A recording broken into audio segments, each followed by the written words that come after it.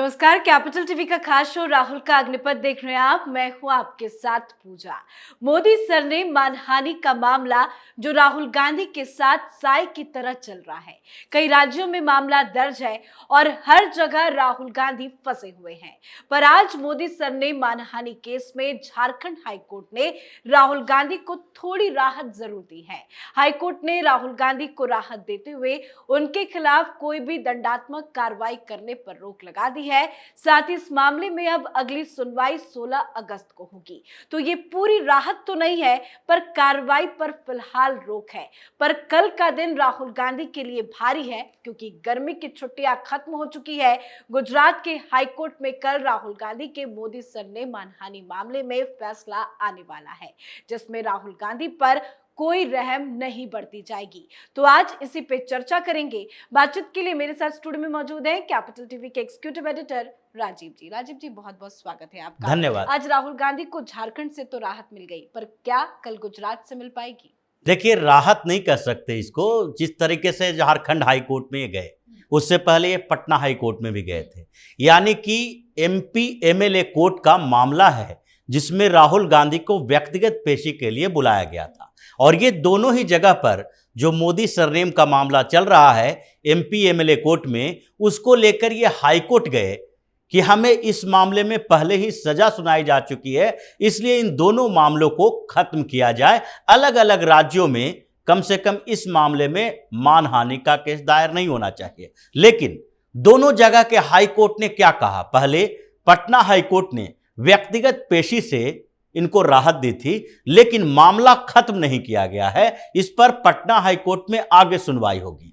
16 जुलाई को लगभग ये डेट तय किया गया है। उसी तरीके से झारखंड के हाई कोर्ट ने भी यही कहा कि अभी चूंकि ये मामला लोअर कोर्ट यानी एमपी एमएलए कोर्ट से हाई कोर्ट में चला आया है, जब हाई कोर्ट में इसकी सुनवाई हो रही है तो तत्काल आप कोई ऐसा फैसला न सुनाएं जो उनको पनिश करता हो। पनिशमेंट वाले फैसला नहीं सुनाना है आपको जब तक कि यहां सुनवाई होगी। यानी तारीख आगे बढ़ा दी गई है, सुनवाई वहां चल रही है। अब राहुल गांधी के उन फैसलों का इंतजार किया जा रहा है कि अगर गुजरात हाई कोर्ट में इनको सजा बरकरार रह गई, उसके बाद ये सुप्रीम कोर्ट जाएंगे, तो तत्काल जब गुजरात हाई कोर्ट का फैसला आ जाएगा तो ये सब जो पटना हाई कोर्ट है या फिर झारखंड का हाई कोर्ट है, रांची हाई कोर्ट में, दोनों जगह पर ये बात कर दी जाएगी कि अब सुप्रीम कोर्ट में ये मामला चल रहा है, तो इससे पहले कि आप लोग इस पर एक लंबी तारीख दीजिए, क्योंकि एक ही केस में, एक ही मामले में दो तरह का दंड नहीं हो सकता। एक ही बार दंड दिया जा सकता है। डबल जियोपार्डी का सिद्धांत कहता है। लेकिन वो सजा आपको होनी चाहिए, आपको भुगतना पड़ेगा। ऐसा नहीं है कि एक जगह सजा मिली और उसमें आपको अपर कोर्ट में राहत मिल गई, आपकी सजा खत्म कर दी गई, तो दूसरे कोर्ट में उस पर सजा नहीं हो सकती। सजा दो बार नहीं भुगती जा सकती है, लेकिन सजा भुगतने की बात यहां पर आ जाती है डबल जियोपार्डी में। और यही झारखंड हाई कोर्ट को कहा जा सकता है कि राहुल गांधी को सिर्फ इतनी राहत मिली है कि उन्हें रांची जाने से, यानी कि जो पॉलिटिकल टूर के बाद ये जो कोर्ट के टूर पर चल रहे थे, इनकी कोर्ट यात्रा चल रही थी, उसमें एक राहत मिली है। लेकिन अब मामला गुजरात हाई कोर्ट के पास है, और जिसमें 1 महीना का समय अब गर्मी की छुट्टियों को खत्म हुए हो चुका है। उस समय जस्टिस हेमंत प्रेक्षक ने कहा था कि यह मामला इतनी जल्दीबाजी में सुनाई नहीं जा सकती है, इसलिए आपको अंतरिम राहत नहीं दी जा सकेगी। लेकिन यह मामला अब लंबा खिंच गया। 1 महीना पहले गर्मी की छुट्टियां खत्म हो चुकी है। गुजरात हाई कोर्ट रीओपन हो चुका है 5 जून को, और 5 जून के बाद जो अभी कांग्रेस के यानी राहुल गांधी के काउंसिल, जो उनके अधिवक्ता हैं पंकज चंपानेरी के साथ साथ ये अभिषेक मनु सिंघवी भी उनकी केस लड़ रहे थे। लेकिन पंकज चंपानेरी जो हैं वो सेशन कोर्ट, उससे पहले मजिस्ट्रेट कोर्ट और हाई कोर्ट में भी उनका मामला देख रहे हैं इनिशियल लेवल से। इसलिए उन्होंने जो बात बताई है उसी से लग रहा है कि जल्द फैसला आएगा। और संभावना इस बात की उन्होंने बताई है कि 5 जुलाई को आ सकता है। यह संभावना इस बात की है क्योंकि उनसे रिकॉर्ड मांगा गया था 5 जून के बाद। 5 जून के बाद जब कोर्ट रीओपन हुआ गर्मी की छुट्टियों के बाद और हेमंत प्रेक्षक ने ज्वाइन किया, तो जस्टिस हेमंत प्रेक्षक ने मांग की कि जितना जो मजिस्ट्रेट कोर्ट, सेशन कोर्ट, ये दोनों के सारे रिकॉर्ड जो हैं, यानी आपने वहां सुनवाई में क्या कही थी, क्या दलीलें दी गई थी, और उसके बाद मजिस्ट्रेट कोर्ट में फैसला में क्या कहा गया था, फिर उसके बाद सेशन कोर्ट में भी आपकी सुनवाई हुई और उसके फैसले में क्या कहा गया। यानी कि पंकज चंपानेरी का मानना है कि हंड्रेड्स ऑफ पेजेज हैं उसमें, यानी सैकड़ों पेज का दोनों जगह का फैसला है, और उसको लगभग जो जस्टिस हेमंत प्रेक्षक हैं उनके पास भेज दिया गया है। वो इसके स्टडी कर रहे थे, इसीलिए इसमें समय लग गया। यानी 5 जून को वो लौटे हैं, तो हो सकता था जून के फर्स्ट वीक में, सेकेंड वीक में आ जाता फैसला, सुनवाई पूरी हो चुकी थी। लेकिन जज साहब ये देख रहे हैं कि यहां जो दलील दी गई है और इससे पहले जो दलील दी गई थी, दोनों में क्या क्या समानताएं हैं और किस आधार पर मजिस्ट्रेट कोर्ट ने, फिर सेशन कोर्ट ने इनको सजा दी और सजा पर रोक नहीं लगाई।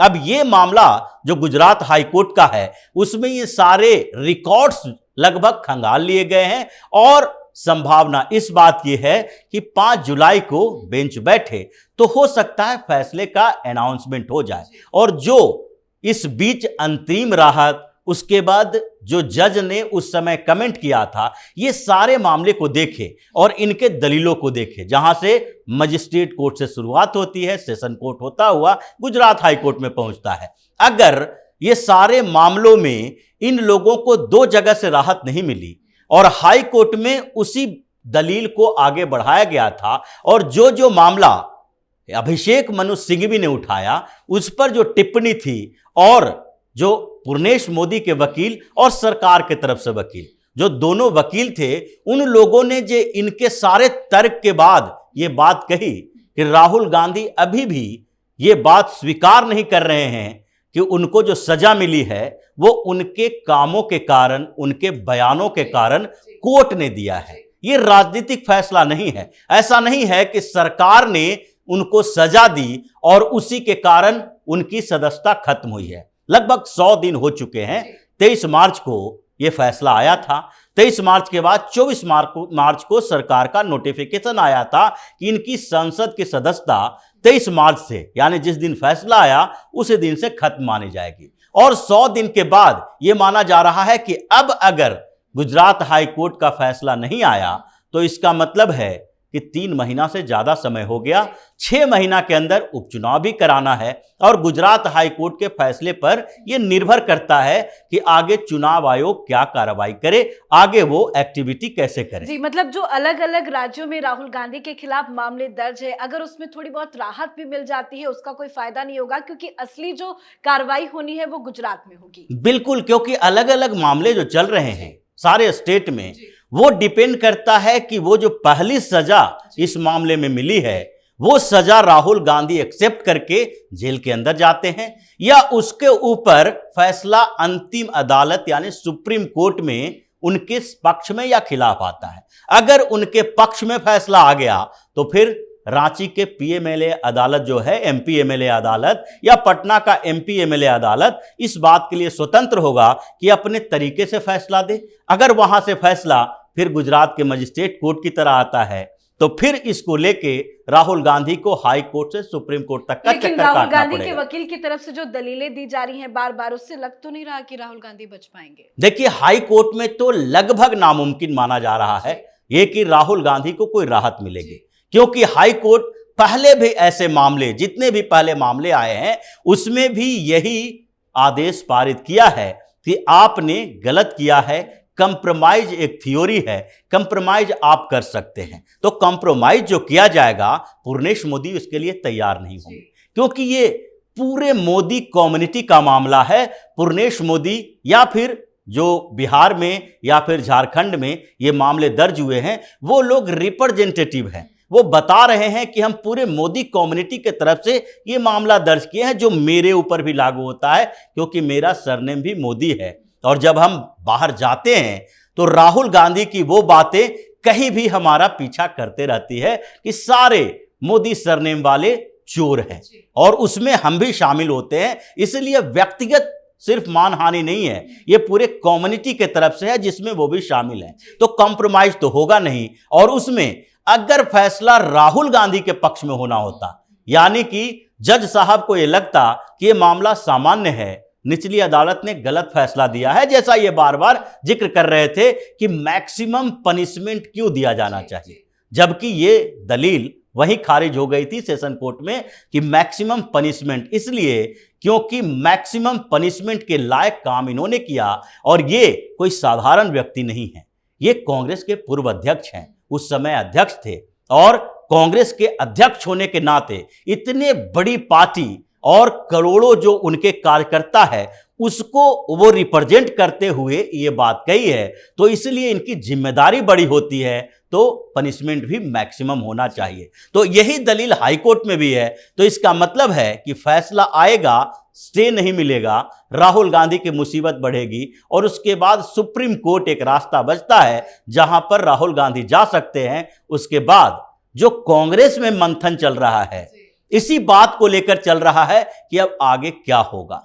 अगर राहुल गांधी चुनाव नहीं लड़ पाएंगे तो फिर हमारी पूरी स्ट्रेटजी बदल जाएगी। अब हमें आगे देखना पड़ेगा कि वो सीट जहां राहुल गांधी चुनाव लड़ सकते हैं वो किसको दी जाए, राहुल गांधी के बदले हमारा चेहरा कौन हो, क्योंकि अगर उस व्यक्ति को चेहरा बनाते हैं आप अपनी पार्टी के तरफ से जो चुनाव ही नहीं लड़ सकता, जो सांसद नहीं बन सकता, प्रधानमंत्री के दावेदारी कैसे कर सकता है, तो उसमें एक चेहरे के ढूंढने की प्रक्रिया पर मंथन चल रहा है और ये कांग्रेस के लिए बड़ी मुसीबत है। क्योंकि अभी जितनी रिपोर्ट्स आए उसमें यह भी बताया गया कि अगली बार जो अमेठी से चुनाव होगा उसमें गांधी परिवार छोड़ना नहीं चाहता है उस सीट को। राहुल गांधी या तो लड़े, 2 जगह से लड़ेंगे, या अगर राहुल गांधी को लड़ने से रोक दिया गया चुनाव, उनके ऊपर प्रतिबंध लग गया क्योंकि वो जेल में रहेंगी, तो ऐसी स्थिति में प्रियंका गांधी को उतारा जाएगा। मतलब अब कांग्रेस में इस बात के लिए घमासान चलेगा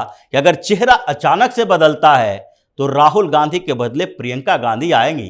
तो राहुल गांधी की जो टीम बनी बनाई हुई है, जो लोग इनके इर्द गिर्द रहते हैं, जो इनके अनुसार फैसला देते हैं, कांग्रेस में बदलाव करते हैं, वो प्रियंका गांधी नहीं मानेगी और दोनों की टीम में टकराव होगा।